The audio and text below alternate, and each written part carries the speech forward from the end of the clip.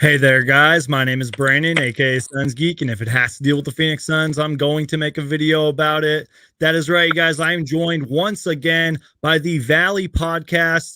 And real quick, we want to take it over to Coach, who is going to give us his quick takeaways from the game because he's got some stuff going on tonight, but he wanted to hop on real quickly. So, Coach, how you doing tonight, man? And what are your takeaways from tonight's huge blowout from the Suns?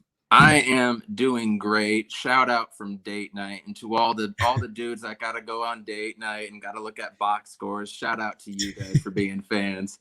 Man, I'm doing good. Thanks for having us on again. It was a blast yesterday. But my takeaway is just looking at the box score. From what I can see, it looks like we just shot absolutely lights out. Blew them out. Yada yada yada. It was a snoozer. Next one. It was and a it snoozer. sounds like we handled the team we should handle, right? I think that's a key takeaway. DeAndre Ayton, you guys can talk about it. I'm going to rewatch the game later and see. It looks like he had a night of discussion worthy. Before I hop off, I'd really love if you could give me your guys' grades real quick. But I think the main takeaway that I have is going to be the next game against Portland, you guys. That turns out to be the next big game on our schedule because that's a team who's probably 1 or 2 games behind us, maybe even a half game at this point in the standings. So it's really important to get 2 out of 3 from them. We just had a huge success story in that fourth quarter. I saw what you posted, your video, Geek, and that was just eye-opening. So it's incredible the feats that the Phoenix Suns are actually doing. Even when they're staring down the barrel of the gun, they come back. Then they blow out a team they should. Now they got to put up or shut up and do another one on Monday. That's the takeaways. I'd love to hear your guys' DeAndre Ayton grades. Give me a letter grade. And then tell me about some of the defense too, if you wouldn't mind. Salty, do you want to go ahead and answer his question first, and we'll just kind of go around? I 100% agree with everything you said. Portland is going to be a challenge. I think they've won like 5 straight or something. So, Salty, do you have any takeaways? Do you want to kind of answer Coach's question? What was the question real quick? DA? It was letter grade tonight. Yeah, what letter grade would you give him? Man, I had this conversation on Twitter, dude, and like I said, immediately get met with the people that are defending him. So people were like, Am I botting? Am I okay? No, you're good. You're good. No, you're good. Okay, cool. I immediately when I call him out, because I talked about it because he just had that look to him. You know, he's missing shots, fumbling around in the beginning, and you know, I said he has that beta look to him. You know, it's like alpha beta. You know what I'm saying? Alphas are like your superstars, your stars. Yeah, that look to you. Embiid, right? And then the betas are just kind of just there doing their thing. So immediately in the beginning of the game, he just had that look to him. And he's fumbling around doing his thing, missing shots, the easy shots. And then I tweeted about it, and then I put up the score, and I blocked out who it was, and I was like, who's this mystery player in the first half? He had like 4 points and I don't know, something else. And then someone responded 8, and I'm like, yeah, bingo, you know. So very lackluster. But then I got met with my criticism with some people on Suns Twitter that said, why are you worrying about Ayton when we're blowing this other team out by 30 plus? He's their number 1 pick. Give me a break. Exactly. That's why. Yeah. So they're like, just enjoy the game. Why can't I just enjoy the game? And I didn't respond to the person, but I would have said, no matter what happens in every game, you can find things that you can improve on. It's just like a coach's mentality, you know. It's like you can always be better unless you're a championship team, right? If you win the championship at the end of the year, then you could say, hey, we don't have anything else to improve on because we did what we want to do. Right. We haven't even gotten the playoffs yet. So that's why I would call out Ayton every time. I tweeted about it. He's just, I don't know, man. It's frustrating. And then people are telling me, oh, he's the third scoring option. It doesn't matter. You know what I'm saying? Because it's always just, you know, the bar is moving, you know? So I don't know what to say. So what would your letter grade be? My letter grade for him, I don't know, like a D. Yeah. Because I mean, the rebounds weren't even there tonight. I mean, that was kind of the litmus test for Ayton, right? The new goalpost was moved for him. It was like defense and rebounds, right? That's what the fans were telling me.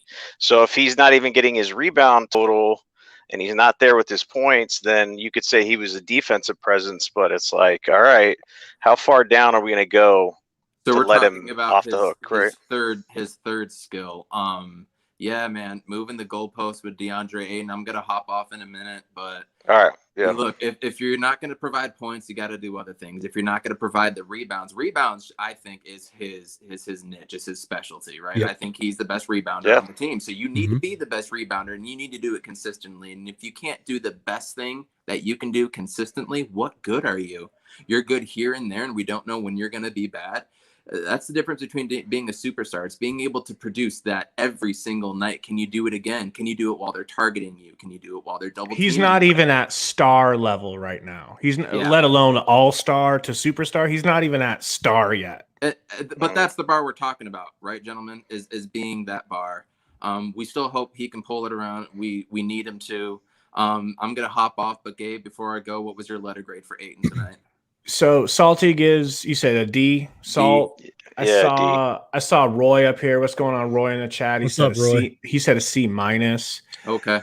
I'm gonna give him a U. Okay. For uninterested. Yeah, big time. Okay. I've held on to my fury about DeAndre Ayton long enough. Okay. So. All right, I gotta head out, guys. All right, dude. Thanks, Coach. Appreciate you being Later, on, y'all. man. All right, man. Have a great night. So perfect example. We're up 83-51 in the third quarter. DeAndre gets the ball. I don't know if you remember this. DeAndre gets the ball at the elbow. Yeah. No one is anywhere near him. Now, this is not a three-point shot that he turns down. This is a elbow shot, a free throw line shot.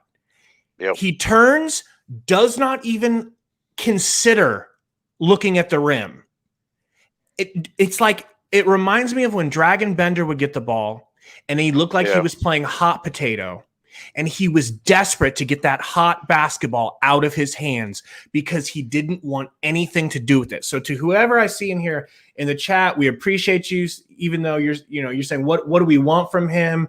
What do we want? What do we want? We want him to look like he has any interest in being on the court. He looks like someone he looks like Andrew Bynum, who got his money from the Lakers and decided, that's it, I got paid. But see, DA hasn't gotten paid yet. Ouch. So why isn't he interested in doing anything for large stretches? We are talking 6-7 games in a row. Then we get 4 games of his brilliance. And then it's back to, I'm not interested anymore. My grade is uninterested. So anyone in the chat have any grade letters for him? And Sons Geek, what do you think? I love the passion. First off, shout out to a burner account who is back once again to make me laugh with his hilarious quote. I kind of failed to talk about this yesterday. I feel like DeAndre Ayton gets off to decent starts with literally within the first 3 minutes of the game, but then just slowly declines.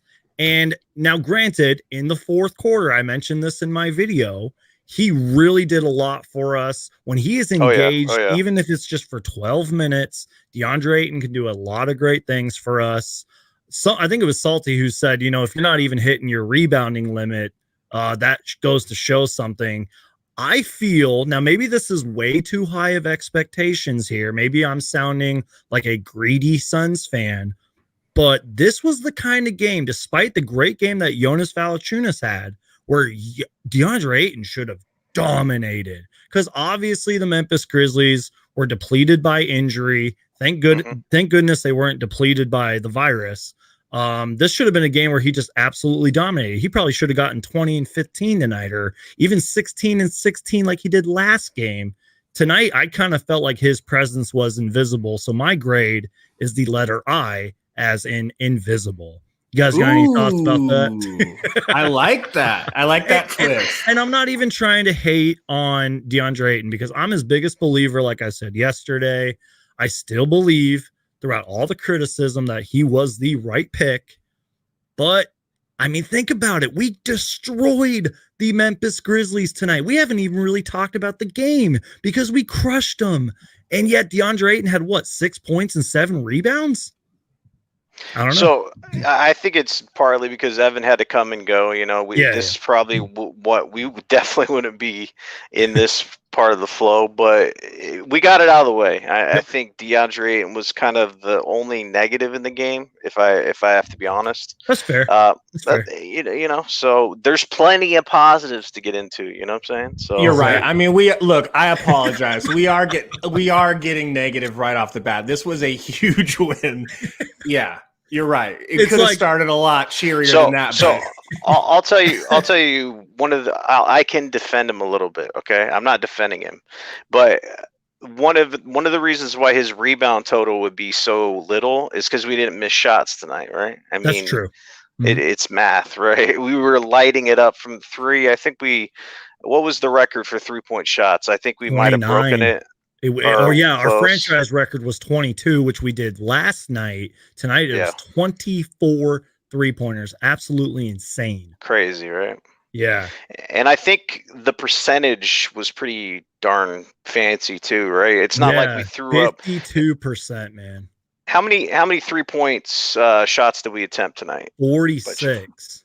That's a lot, bro. I mean, if we weren't killing it from 3, that would probably be a little bit too much for my taste. But since we were just murdering it from 3, like everybody was stroking 52%.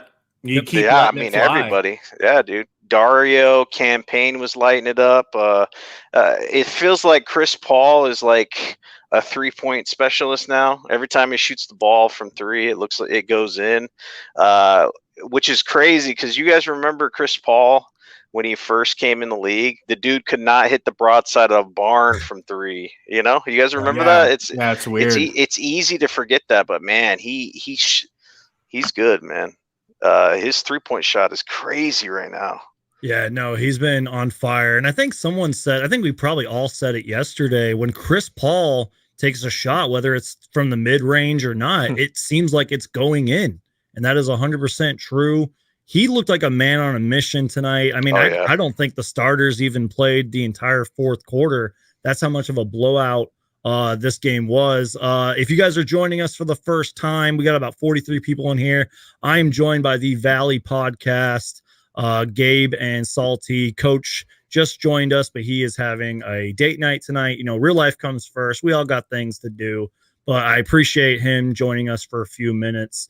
Really, guys, I kind of just wanted to look at the box score, get your guys' takeaways. We can kind of just talk about whatever, but I did kind of want to go over the schedule, not necessarily preview it, because obviously we cover the Suns. We talk about the Suns. We don't really know these teams. We can kind of go through the schedule. And then if you guys have any really good questions in the chat, it is a little hard to keep up with it, but flood the chat with questions, and we will try to get to them as quickly as possible. And we appreciate you guys. I want to get to one before you get it. If I'm not okay. So someone in here, Charles, is saying, I want the guy in the top right to say the Suns are the team to beat in the West now, bro. So I can't. I'm real very quick, close. Real quick.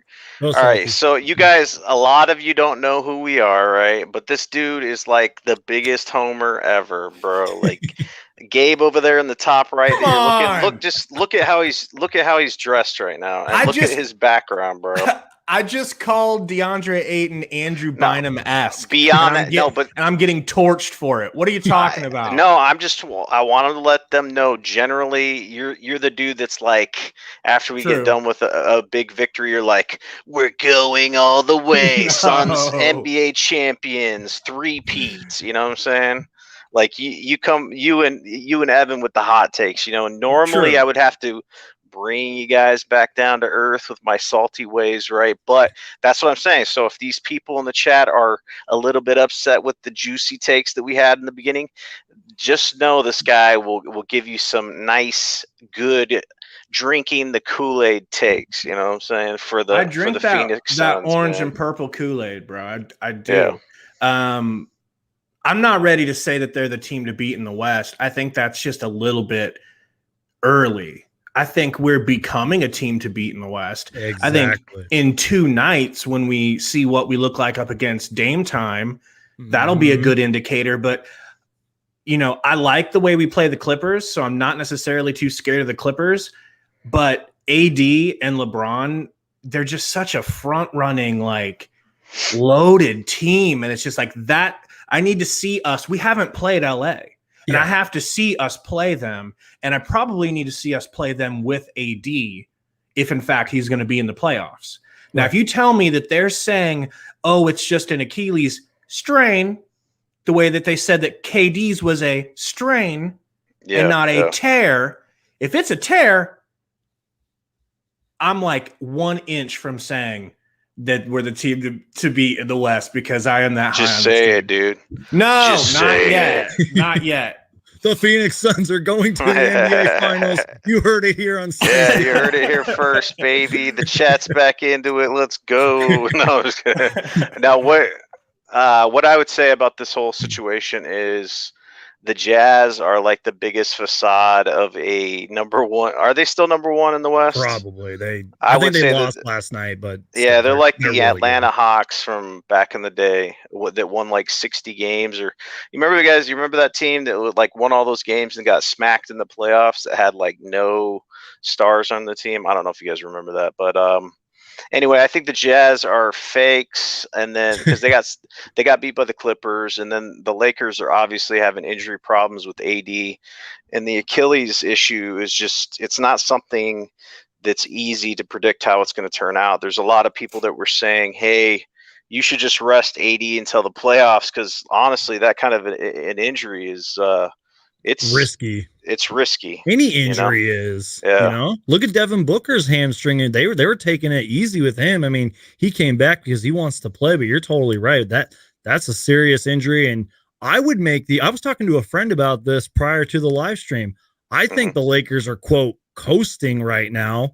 They're kind of on autopilot mode. It's weird though, because I have a good friend who's a Lakers fan. His name's Reliable Rants. He's a YouTuber. He's one of the more smarter Lakers fans I've ever met, but I feel like they go into overtime a lot and then they win. They always seem to win in overtime. They lost to the Nets the other night. All of a sudden, this just became a Lakers live stream, but I get what you're saying. I don't know if the Jazz are, quote, frauds, but they are playing pretty damn well right now. But I'm scared of their record. Their record does instill fear in me. Yeah, I'm only human. I agree with you, too, because sorry to interrupt. Sorry. You kind of made the point, like, we haven't played Portland, I don't think. You know, they've been on a roll lately. Damian Lillard is an MVP candidate. The Lakers have so much size to them. The Clippers are a really good team. So it's like, I want to see what we can do. I agree with you. I want to see what we can do against these really good teams. Go ahead, Salty. Wait, Salty, I just want to say, before we even play them, though, I do think as constructed, even potentially with AD, that in a 7-game series, we could beat them 4 times because I think we could run them to death. But go ahead, Salty.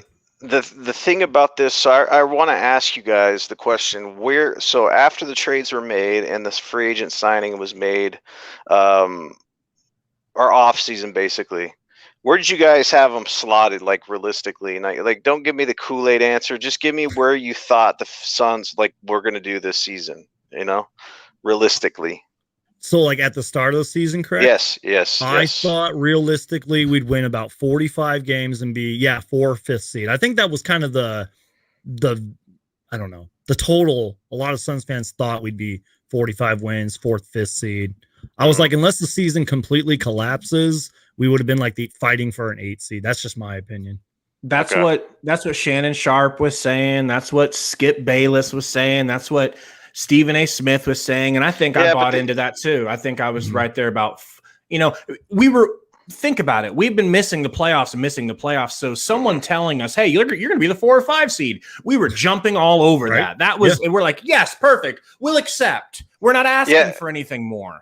Yeah, exactly. But how often are these quote unquote experts wrong? Like ridiculous, especially ridiculously long. Yeah, exactly. Yeah. So obviously you call me salty because I am. So I was thinking maybe, you know, I had no idea. Like realistically, from a standpoint of not making a playoffs for 10 years, I just wanted to get in. I didn't care where we were because that's like a milestone. Because I talked about at the beginning on our podcast that it's like you got to kind of learn to walk before you run. Because like we got off to this fast start, and then you know, Evan and Gabe, Coach B and Gabe, they're like, man, blah blah. We did this podcast where we're just on cloud nine, and we're like, are we one of the best teams in the West? And we went on this slump, and then we kind of came back up. But it's just personally, I didn't know. I thought Chris Paul was going to make us a playoff team, but I didn't think we were going to be this good because I didn't know that we're going to be this deep of a team. So it kind of changes the perspective from my standpoint of my expectations, because you guys know how important home playoff series are for playoff teams, right? Exactly. I mean, especially it is so important, especially like who you match up against. Because like, let's say you're one of the top 4 seeds, you get home playoff advantage, right? And with the COVID season, more than likely fans are going to be back in the stands for that. Not all of them, but there will be fans in there. It affects who you match up with. So if you were like an 8 seed, you'd play against the Lakers and you could get bounced in the first round. But if you're a 4 seed, then you go 4-5. It's a more favorable matchup as opposed to just getting bounced in the playoffs. So I think it's important to kind of raise our expectations based off of what we're doing. I think that we're kind of we're not even close to peaking right now defensively, because if you look at the way the score went down for tonight's game, I think what was more impressive, it wasn't like the offense for me, it was the defense. Like if you saw the numbers in the first half, it looked like a college game. Yep. What Memphis was doing, the defensive rotations with Ja, like doubling him and making him kick the ball, it was fantastic. So I get more excited now about the defense than the offense for our team, because I feel like that's going to carry us to the promised land, if that makes sense to you guys. See, and go ahead. Oh, I was just sorry. I was just saying that's why I've been such a big critic of the Suns' quote top 5 defense, because sometimes it's just not there. So you are 100% right about getting excited for the defense over the offense. Yeah, because if you look at the history of the Suns, you know, we've never been an elite defensive squad. We talked about this last night. You said you're like, do they pass the test, the eye test of a defensive, you know, top 5 defensive team? And then you talked about our interior defense. And then tonight, it's just outstanding rotations, energy, closing out on men, you know, on your man, or rotating if you switch. It just looked really good tonight. And I feel like that's going to carry them where they need to go, is that defensive mentality, you know? And I feel like that's something that Chris Paul kind of preaches in a way as a Hall of Fame point guard. Gabe, you got any thoughts on what we've been talking about?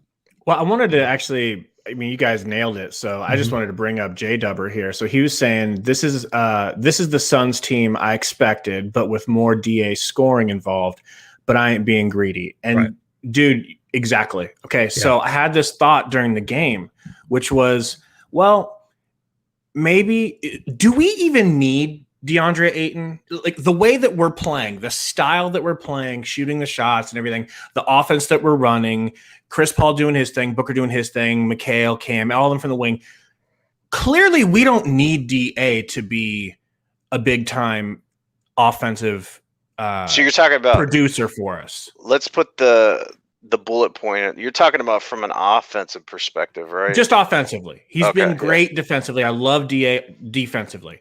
But offensively, do we need DA to be what we want him to be, or can we just accept that he is what he is? Some nights you'll get some stuff, but you know, there's going to be a lot of nights where you don't, and you just accept who he is, and you swallow the fact that we whiffed and we took him over.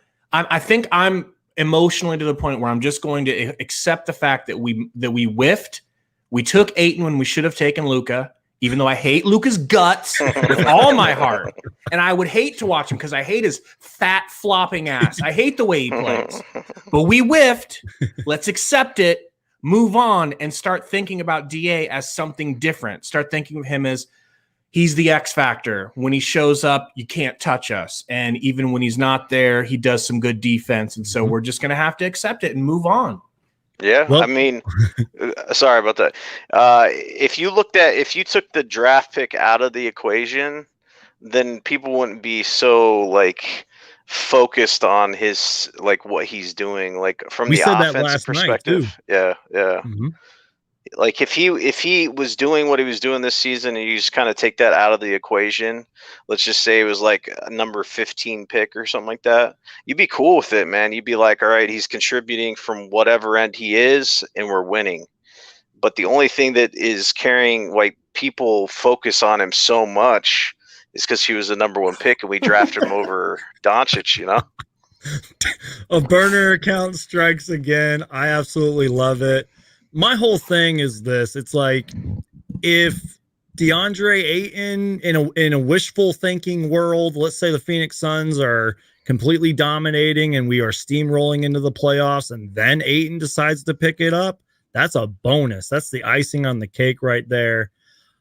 I mean, I have to keep on defending him until he gives me a reason not to defend him. He's only 22 years old. Give this guy time. I keep on making excuses. I know I'm being a complete homer. I have to be his biggest believer just because of everything that's happened with Luka. But I also like to look at it this way too. I guess kind of a cop-out is, should we even really be comparing DeAndre Ayton to Luka? Because it's like, if he wasn't, I agree with you guys, if he was a top 10 pick or something, we would be loving what Ayton is doing. We talked about that last night. We just talked about that a few minutes ago. But again, it's like, I don't think we should be comparing DeAndre Ayton, who is 7'1", 200 something pounds, to Luka, who's a go ahead. Think of it this way. Luka, I will never mention Luka's name in the same breath as Michael Jordan ever again, but let's just talk about the drafts and the whiff, okay? So everyone wants to focus on, they took Sam Bowie over Michael Jordan, those idiots, okay?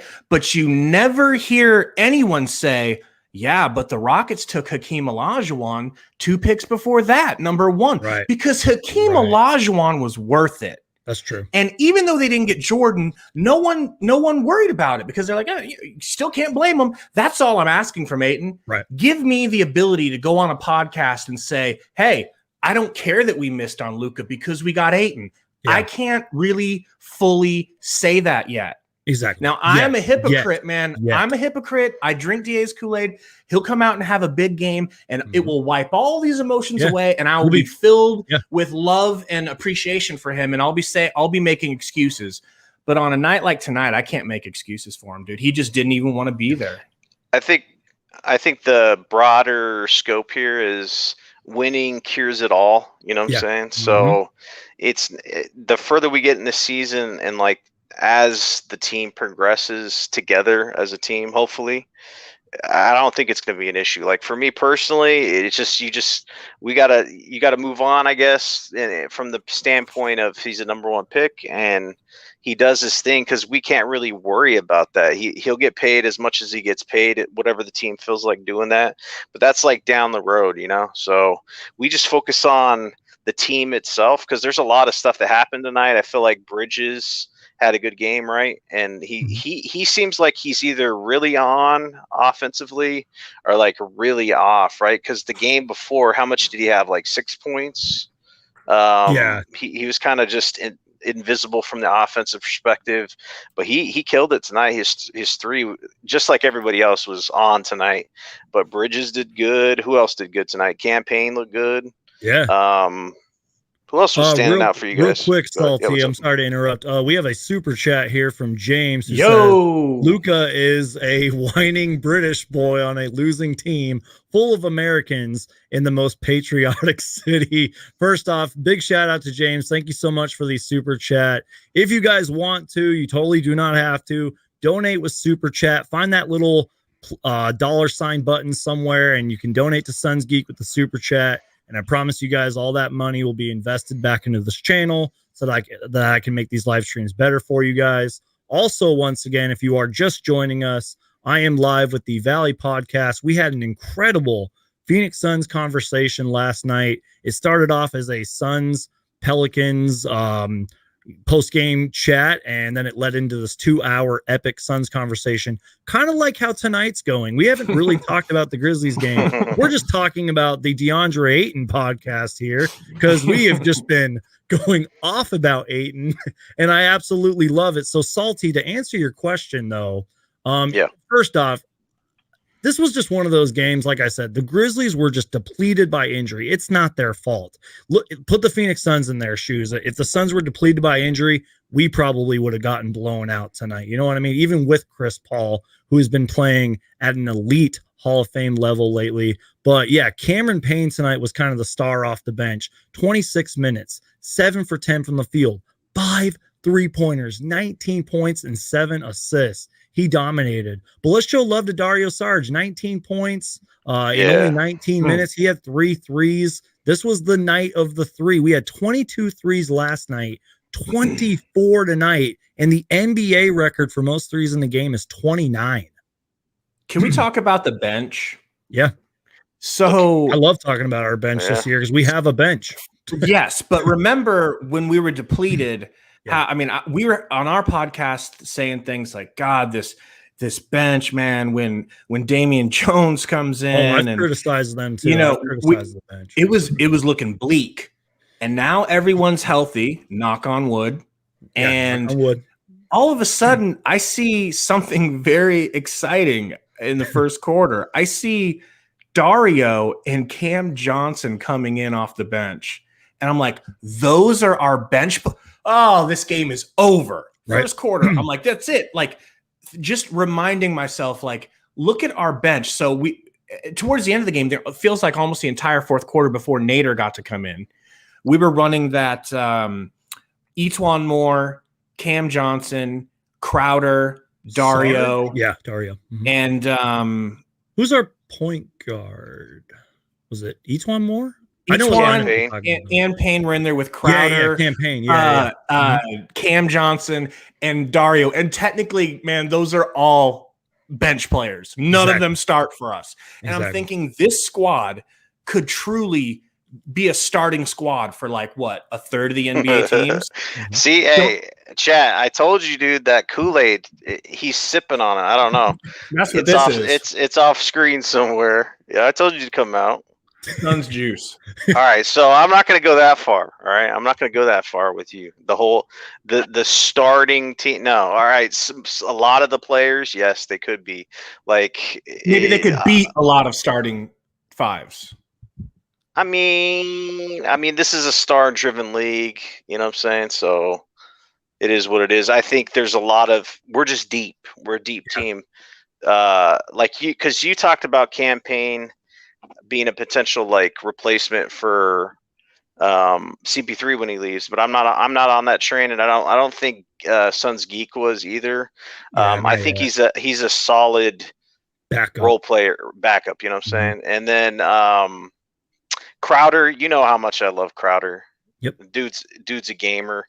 He's a winner. He's a champion. He hasn't won a championship, I don't think, but he just is just a winner. So I love that dude. Dario is just fantastic. You know, it's like, because I remember watching him on the Sixers, and I was like, man, this guy's good. Like, I remember it clear as day, because I don't really normally care about the Sixers, but I remember for some reason him standing out, and I was like, wow, that guy's good. I agree with you, Salty. I remember, I think the 2016 draft class so far is like not really that good. I mean, Ben Simmons was part of that, yada yada yada, but Dario Saric was one of those rookies that really stood out of that rookie class. So I 100% agree with you, and I was thrilled when we got Dario Saric on our team, and even more happier when we locked him up for 3 years. What about that question in the chat? Is our bench better than the Lakers bench? What do you guys think? Great question, Mary. I would have to look at the Lakers bench. I can probably pull it up real quick, but the Lakers are loaded. They're the Lakers for a reason. They got great size. That is let me just see the Lakers bench real quick. Gabe, you got any thoughts on that? I rescind my bench comments. All right. So he's seeing the blowback. He got into that Kool-Aid, bro. I'm a man that knows the way that the wind is blowing. All right. And people are not like, no, I don't know. I think our bench is great. I think there's not a lot of teams that would rather have their bench over ours. And then, are we better than the Lakers bench? Hell yes. Hell yes. We They're need still top heavy. We need a side-by-side comparison because they picked up they made some off-season moves. Yeah, I'm pulling it up right now. I'm seeing what the Lakers. I did like their lineup better from a center standpoint last year because they off the bench they had Dwight Howard and they had what's his face. They had two big centers coming off the bench, I believe. Yeah, they lost Dwight Howard in free agency. Who's the other tall guy they lost? It was I'm drawing a blank right now. But let me just say this. They have Montrezl Harrell, the sixth man of the year, coming off of their bench. Former Phoenix Suns legend, Marcus or Markieff Morris, one of the two. Oh, God. Alex Caruso's on their bench. Talon Horton-Tucker, that guy's been balling. He's not bad. Yeah, he's got potential. And then they got former Phoenix Suns legend Jared Dudley on the bench. Boo. So you're done with Dudley. Hey, I love Dudley. Done with Dudley. He's not playing, right, though? Or yeah, is he? yeah. That dude is such a kiss ass. Like, I can't take anything he says seriously about him loving the Suns Nation McGee, and loving. You like McGee. You're big on McGee. No, JaVale McGee. He gets on Shackdom or whatever. He's like, he's just always doing some weird stuff. But he's just, I don't know. He's tough down there, man. I mean, for a bench player to get you some rebounds and stuff, I think that was like ridiculous to have both Dwight Howard and JaVale McGee. And I think it hurt. And then they lost both. That. Yeah, they lost. Yeah. And they tried to replace him with old man Mountain Gasol, who has no legs left, completely washed. Yeah, we better hope. My whole thing is I feel like Montrezl Harrell's having a good season, but obviously not like the impact he's having last year. Now, obviously that could change. Sometimes when the playoffs start, players just enter a whole new, game. So it's like, we'll have to see. But again, I'm kind of scared to play this Lakers team. I remember I know it was just preseason, but they crushed us in the preseason. Again, I feel like they're a team that is coasting right now. And anytime you have LeBron, you have a chance to win. Love him or hate him, but it's true. Do you remember that the Jazz beat the hell out of us 2 games in a row in the preseason? And then second game of the season, we snapped it off in there. You know what? So, you really can't take that preseason that seriously. I mean, I was terrified because we went up there and they looked so much better. We didn't have our win because, we were above sea level and everything, and they killed us, but we came right back around and gave it to them. So why can't we do that to the Lakers? Did you guys hear the rumors that the Lakers are trying to go after PJ Tucker and what's his name that just got released or is going to get released? DeMarcus Cousins. Mm-hmm. What would you guys think? I would believe it, but the Lakers think they can get anybody and everybody. So yeah. Yeah. And you kind of can. You kind of can because you're cashing that in to get yourself a ring or to have a really good opportunity to get a ring. So who do they, do we even want Cousins? Do we need PJ Tucker? I am a huge PJ Tucker fan. Bring back PJ Tucker. Man, I want him to retire as a Sun. I just feel like he belongs in our organization because we're the ones that went to was it the D League or China to give him a chance. I feel like he belongs to us and he represents our city so well with that tough style of play. But I mean, do we need him with the wings we have? No. Sucks, man. Unfortunately, no. I almost wish we did. Boogie Cousins apparently he doesn't like CP3 or they don't like each other. So I heard about that. Yeah. I agree with you, Gabe, because it's like I would love PJ Tucker on this roster because you could make the argument PJ Tucker is one of the Suns' best players of all time. He really made a huge impact when he was here. I've kind of made this funny comparison. Like Mikal Bridges kind of reminds me of a skinnier, more athletic PJ Tucker. You know what I mean? But I'm just saying PJ Tucker, he left his fingerprints when he was here. It'd be great to see him on this current team. That would bring us so much more toughness. But yeah, I don't think with the wings it would fit. But now that I had a couple more sips of this Suns juice, I'm thinking he did play 5 for the Rockets. He can play 4. He can also guard the opposing team's best player like Mikal Bridges. And I don't think he's going to come in and demand a starting spot. He could be another glue guy. I don't know, with experience.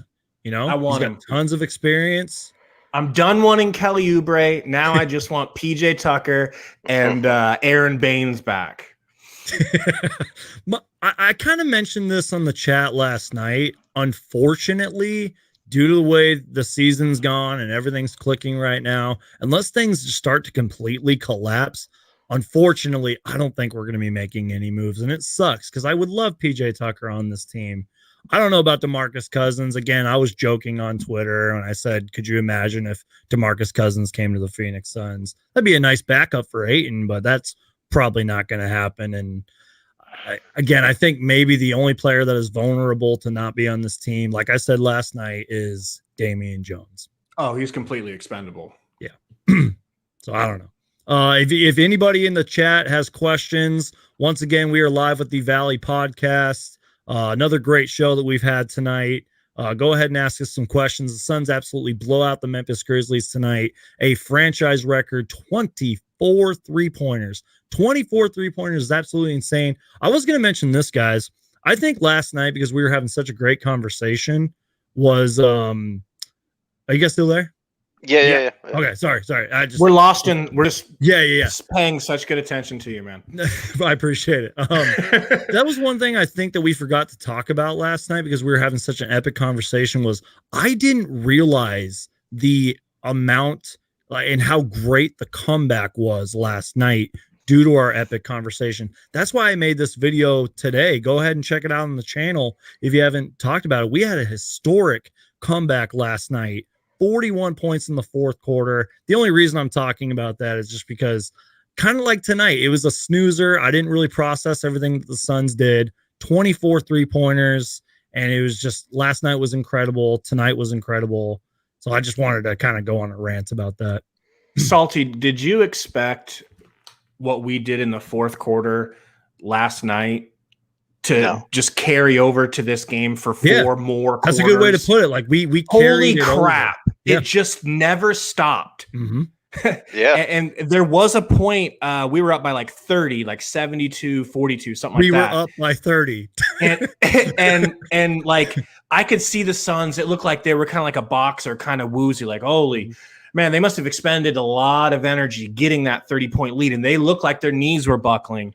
And all of a sudden they were like, holy crap, we can't do this. This is what we always do. We got to keep our feet on their throats. Yeah. And they did it. And that's why I don't mind that they were so depleted. I'm still excited and juiced about this game because we used to have problems against teams that were shorthanded. It didn't matter who they put out there. We would play down to their level. Tonight, we played at that fourth quarter level from last night. We might have found something. We might have stumbled upon a new confidence.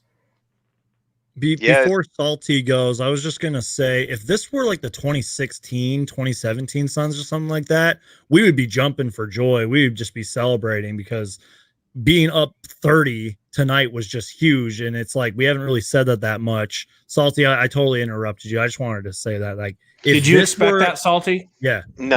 I mean, it's a back-to-back, and I think both teams run a back-to-back, though, so it kind of evens things out. But I think Memphis won their game last night, too. So who's Memphis missing, or who did the Memphis not have this game? They were missing everyone. Brandon Clark, Jaren Jackson Jr., Justice Winslow played his first game in 13 months. They were missing like Dylan Brooks, Kyle Anderson, you name it. And again, that was kind of why I was like, it's not really fair. Even if they did have all their players, I think we still would have won. But you wonder how that momentum would have been for the Suns. Like if the Grizzlies were fully healthy, would the Suns have hit 24 threes? Who knows? The Grizzlies are a tough matchup, and I think if you look at the last, like a lot of games, the Memphis Grizzlies have a pretty good record against us. Yeah. So they're a young, scrappy team. Yeah, for sure. So Ja Morant, man, how did he have I didn't look at his final stats, and I can't see him right now, but he just didn't really seem to be an impact. Impact tonight. 12, 5, and 5 in 27 minutes, so really not the best performance. He was just kind of invisible tonight, and it's weird. I'm not digging his hair because I forgot. Kiz was like saying that he was no one could say that he's not like he shouldn't go to the All-Star game over Book and CP3. And I was like, his hair should disqualify him alone, dude. You know what I'm saying? Like he started. I'm just kidding, but yeah, I love Ja, but he was kind of invisible tonight, and I think that's because there's so many people missing on that team that the Suns were able to rotate and play him defensively. Just always have a second guy kind of rotating towards him and let the other man beat us, which they were bricking shots like it was going out of style. So that defensive scheme worked out tonight pretty well, and he just wasn't there. Yeah, because normally he kills us, man. I mean, Ja is just crazy. He's really good. He's one of my favorite players in the NBA, to be honest. He plays especially well versus us. We're just one of those teams that he loves to torch. I see somebody in the chat here saying that, okay, so Angad is saying, unfortunately, I don't think this type of shooting is going to stick around. 22 threes last game, 24 today. You're exactly right. It's not going to stick around. Unfortunately. You know, yeah, I mean, so first half, we went 13 for 25. That's God mode. Okay. They went 1 for 18. Like, that's what I was going to say. They were missing it. And it's not their fault, but they were missing everything. Right. Yeah. Yeah. That's not going to happen very often. Yeah. So exactly. That in the playoffs, that's why it's important to have a backup plan, you know, because traditionally you're not going to want to jack up 45 threes, you know. I think you're comfortable around a 25-30 range. Once you start getting up into the 40s, man, that's dangerous territory, because that was one of our issues in the beginning of the season, was we were so one-dimensional, and coach even talked about that. Is some of these games you keep shooting just to see if you can shoot yourself out of it, and before you know it, the game gets away because you're not doing the fundamentals, which is just like, hey, we need to get to the rack, and we've talked about this before. Who are those players that we can count on to get to the rack when we're not hitting our shots? Because ultimately we're going to have bad shooting nights, and that's why it'd be so clutch to have a big man that can, you know, post up people with DA. We're not going to go that route, but he would be that go-to when you're not hitting your shots, you know. I do want to address one of the chat legends here, Shamil. This guy's been a supporter of mine for a while. Always comes with good questions and funny comments. He says, I was gonna go to his question. Yeah, don't you think you guys need a backup big? I think we kind of talked about that before. I think you guys have talked about it on your podcast. I've talked about it. I think we really do. Again, Damian Jones is probably the guy that may not be here at the end of the season. So do you replace Damian Jones with a big or PJ Tucker? Yes. I would rather have PJ Tucker, because he's someone you could actually use in the lineup. And then, you know, look, we're not world beaters yet. We're getting there. We're on our way. We're on the right trajectory. But what do you do? What do you do when it's time to get ready for that playoff hunt? You look at things that you can change about your team, if anything. And what could we change? Well, we could definitely use another beast in the paint, somebody to block shots, somebody to help when DA is getting his breath or when he's not having a good game. I mean, correct me if I'm wrong, didn't Cousins have a monster game this season? Like, monster game? Like, he's not completely dead. And I would take a flyer on him if we have the money to do it. I would go over. I mean, it's not my money, so of course I'd go over. But I would go over for him because he's another veteran. And, you know, I don't want the Lakers getting him. I don't want to run into the Lakers. They've got Cousins because we didn't try. They've got size. And, yes, I want them to continue to be small. Yeah, I feel like their size is going to be a big problem for us, whether we play them once or whether we play them in 7 games in the playoffs. Shout out to Super Mario Hoops, fellow NBA content creator, says, first round preview Monday, Blazers and Suns. That would be insane, dude. I don't want them first. I'd like to build up to them. Yeah. I'm not worried, but I would like to build up to them. Right. You know, I want the Spurs. I want Spurs revenge. I want us to kick off this new Suns. I won't say the word I wanted to say. Let's find a softer, less Suns juice filled word. I want to start off this new Suns era of winning, beating the Spurs, because I think it would be poetic and I think it would really prove a point, because they were always our Dementors. Shout out to Harry Potter. Yo, I'd love the Mavs to go on a run and have a first round matchup with them, dude. That'd be Yeah, that's ideal, good man. too. That's a good idea too. Anytime you can beat Luca, and the Mavs are our rivals, in the 7 seconds or less era, and that'd be incredible to get. And we play either them one of very those. well. We Yeah. play them the way Ja Morant usually plays against us. We Yep, just have their yep. number. Yeah. Yep. Sawbuck says, I know it's too early to say, but it wouldn't surprise me if the Suns win it all this year. Oh yeah, Gabe Have you been, thinks so. have you been on this? Oh man. Gabe's already past winning it all just this year. He's moved on. Let's talk about the Suns' three-peat. third in a row championship. Okay, Booker laying under a table crying like Jordan holding the trophy. That's what I want to talk about. Random shout out here. The reason I have this vintage Suns hat, by the way, and this awesome Charles Barkley All-Star jersey, because it's former Phoenix Suns legend and Suns Ring of Honor member, Basketball Hall of Famer Charles Barkley's birthday today. So shout out to Charles Barkley. Do you guys got anything else? I mean, there's one question that just popped up here. Do you think we re-sign CP3 and keep up this winning? A lot of this hinges on keeping CP3. Yes. I think it's going to happen too. I think it has to happen. I mean, it's unfortunate that he's at the end of his basketball career, mathematically speaking. But it's just such a perfect fit. You can't walk away from it. Yeah. You said it perfectly. Perfect fit. Salty. It's tough because you never know when those wheels are going to fall off. Like, I don't want to go there, but fingers crossed it doesn't. Yeah, with the professional athletes now, you look at like Tom Brady. How old is that dude?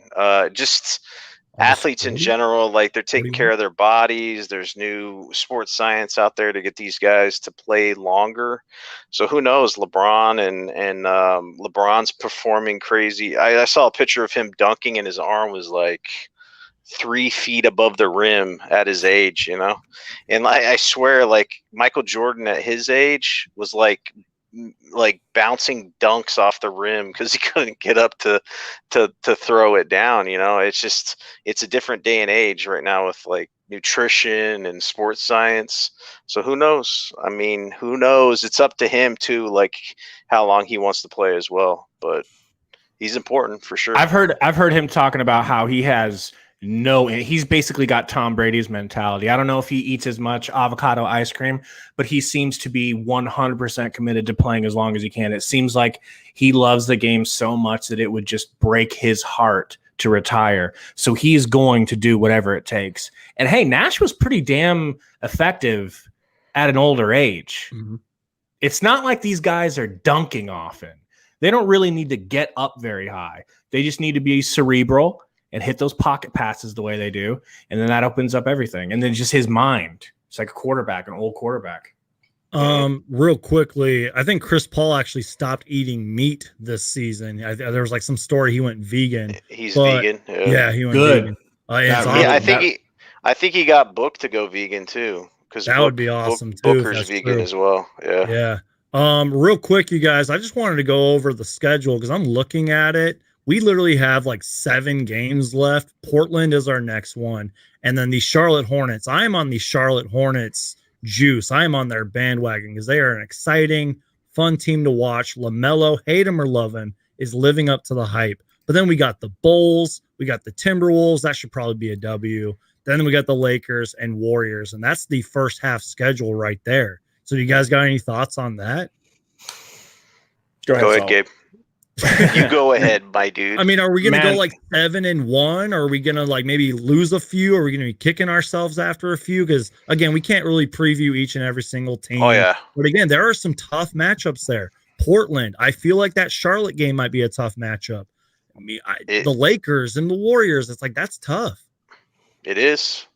They're all winnable though. It's all one of those. Winnable. This team, it hasn't ever been like this in a long time. like as far back as I can remember, except for the Steve Nash days, because then you really thought that they could beat everybody. But it's nice to know that like you could play legit anybody in the NBA and not only compete with them, but beat anybody on a night to night, which is insane to say, you know, considering the 10 years that we've had. But, you know, some of the things that stand out, the Charlotte Hornets, I do like them because they've been losing so much. I wouldn't say I'm like a Ball fan. I don't know. I'm not cheering for him to like not do good. It's just it's obviously he's the rookie of the year. Yeah, Rozier, didn't he have a game winner? I think he had a game winner, Warriors. and he's been playing good, man. Last year it was Devontae Graham. This year it's Terry Rozier for them. Yeah, I think Steve Kerr got pissed off and kicked the ball at the end after he shot a game winner. Good. So that helps us out. The Warriors lost, and then the Bulls. You got Levine, your dude. Gabe. I've always liked Levine. I've always wanted the Suns to get him. Always loved Levine. You know, too. Yeah. Salty doesn't. No. Why is that? Why do you not like Levine? I don't know. It's not like I don't. I don't know, man. I remember, where did he go to college? UCLA. Yeah, UCLA. Is that where he was? He's more of like just a dunker when he came in, you know, flashy or whatever, filling it up. He's been on losing teams, stat pattern, you know how. No, I'm just kidding. I don't know. I'm not a big fan of him, but he could do his thing. We're gonna play the Wolves. Obviously, maybe we get a Cat DA matchup. Future Sun Cat. No, I'm just kidding. Who else was on this? Portland's that Portland's the matchup, game. Yeah, man. we're all looking at that game and the Lakers game, to be honest. Yeah, and then the Lakers, you know, it's going to be LeBron without AD, right? So on TNT too, March 2nd. Book it. And then the Warriors, we get to play them again, and we smacked them the last time we played them, right? So it should be interesting to see if they come out and actually put up a fight this time. It'll be Oubre again. See if he didn't play well when we played him last time, so we'll see if he has a revenge game. But I mean, all winnable games, dude. I'm not gonna, you know, so it's good. Great question from Roy here. Is Javon Carter going to get traded this season on the way he's playing? If you think about it, if we did end up making a move for someone like Cousins or Blake Griffin, I know some of you are really not interested in Blake Griffin, but if we decided to make a move, good or bad, I think Suns Geek, you said, of course, Damian Jones, but yeah, they're probably going to package Javon Carter because they're just not using him. He has lost. The NBA teams know Javon Carter is usable, and he's a good point guard, but we aren't using him. So he, I think, has a little bit of value, and I could see us sweetening the deal with Javon Carter. Great question. I don't like it. I love Javon. I love him. I'm really, I guess, on the fence, if you will, or on the ladder about this one, because first off, shout out to Roy. He's a big supporter of mine, always in these live streams. He's a great dude, but I feel like, and I agree with you, you said the keyword package. If there was some crazy trade that happened, he would be in there for the numbers. He would be in there because of his great defense and his hustle. But it would be weird if we traded him this season because we just signed him. I know Monty Williams loves him, but it's really weird. It's like the curious case of Javon Carter. He has completely fallen out of the rotation, and I don't know why. What do you think, Salty? Yeah, I talked about this on our show. Mm-hmm. It's so weird because I watched that video of him signing that contract. It was like it was a proud papa moment. Almost, it was. Yeah. It was like, hey, this is my son. Oh, it looked like it. It was like, hey, sign that deal, son. Let's go get some dinner afterwards and celebrate. You know what I'm saying? Like they were really. It was like a proud moment for the coach, and all of a sudden it's just like no minutes for you, sir. It doesn't matter if you signed a contract, which is definitely the mentality that the coach should take. Like there's no favorites in here. There's no this and that. It's not because you signed a contract you're going to get guaranteed play time. It's just Javon Carter, as much as I like him, obviously Gabe likes him more, has liked him more. What he brings to the table is just, like we said, he's a tweener. He's really good on defense. His jump shot is inconsistent. And what Etuan Moore brings to the table just dwarfs what Javon brings to the table, in my opinion. His ability to get to the rack. He's pretty good defensively. He's just as good, if not better, with threes. So I mean, from a defense perspective, he's not as good, but he's decent. Mhm. So Etuan fills this role, and I don't know what Etuan's contract looks like. Like how I think many it's the years? 1 year on the minimum. Okay. Yeah. So like if the right deal came up to make us a stronger team, I wouldn't be against packaging him Right. with maybe a Damian Jones and someone else. You know what I'm saying? Because we're so deep Yeah, we're so deep. that you need to look at where you're deficient and kind of make those strengths, because Mhm. not everybody's going to get playing time. Because Book said we're like 15 deep on our Yep. team, and that's not too far off. Yeah. So it should be interesting what they do. They probably won't do anything, to be honest. But Yeah, I don't think they're going to do anything. yeah, That was a great question, Roy. And James says, should I make a Discord for a Sons Geek podcast? I don't know too much about Discord, but if you want to do that, James, let me know. Sure. DM me or something. That'd be cool. I'd be flattered if you do Discord. So we have a Discord for our thing. I have a Discord for my Saltiest Gaming Pod. It's a good way for the community to communicate and stuff like Yeah. that. So it's pretty cool. Yeah, James, if you potential. want to do that, man, go ahead and you can do the Valley podcast one if you'd like to. Dude, we'll join. We'll Yeah, join for I'll sure. join it. I I just want- honestly use Discord to talk to a couple of my friends. That's really it. Yeah. Can we bring up burner accounts second Yes. to last one? So I just think it would be nice to talk, because I haven't talked to anyone really about Blake Griffin. Okay. Yeah. So he says, what can Blake bring to the table at this stage of his career? Sorry, I'm just trying to find it. With that contract, not much. Is it a I'm just fatty gonna be honest. contract? It's huge. Okay, then never mind. Look at the details of his contract, because he got traded from the Clippers and he signed a pretty massive deal. I don't know if it was max. It was close to. I think it was max. So he's making massive amounts of cash, and he's lost the pep in his step, and that's like that was his game. So he's having to turn into a different player, and that's just not who he is. It's like when you're a high flyer and that's your game is dependent on that, and then you lose that ability, good luck, dude. Well, Salty, you convinced me. Now I don't even feel you're right. No, dude, you're right.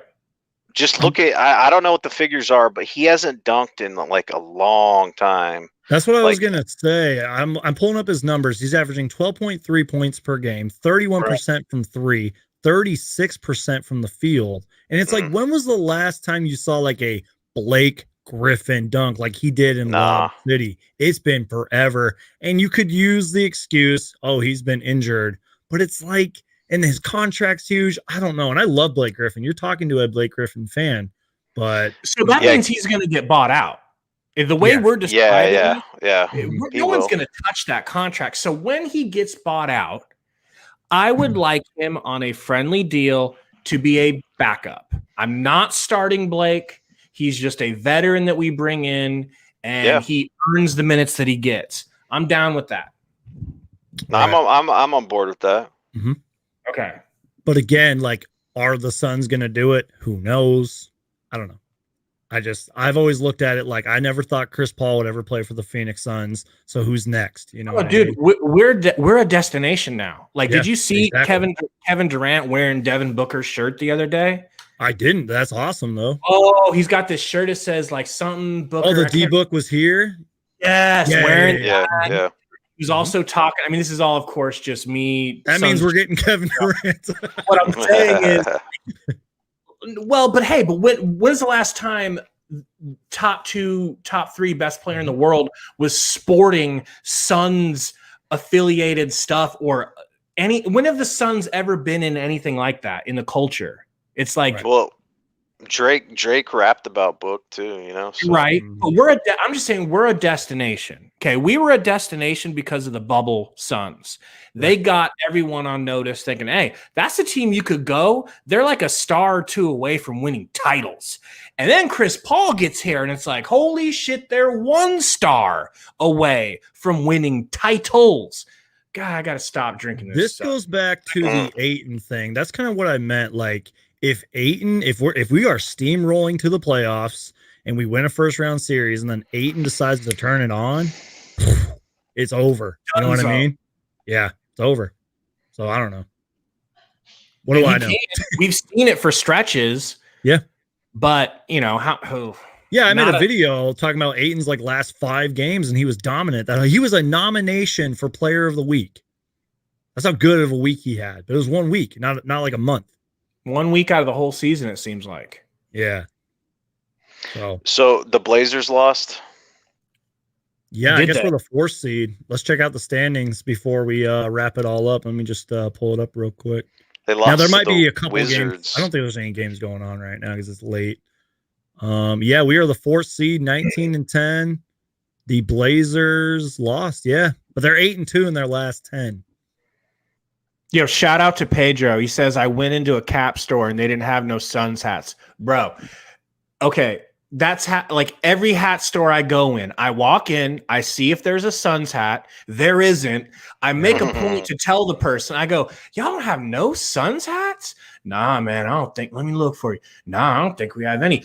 None? Not even a retro, like Sunburst? Like, that's the kind of stuff that I want to see start changing. And that's why it's so surprising to see Kevin Booker.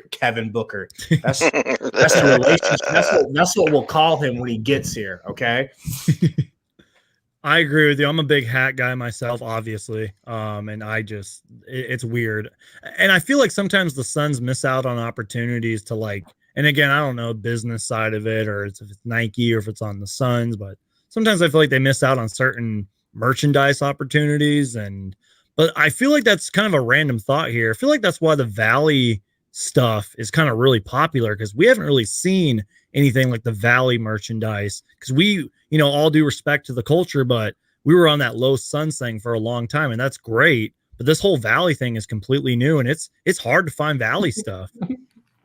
What did oh, here we go, a burner account, the Valley quote Kevin Booker podcast, a burner account. Like you are the MVP. I like the sounds of that.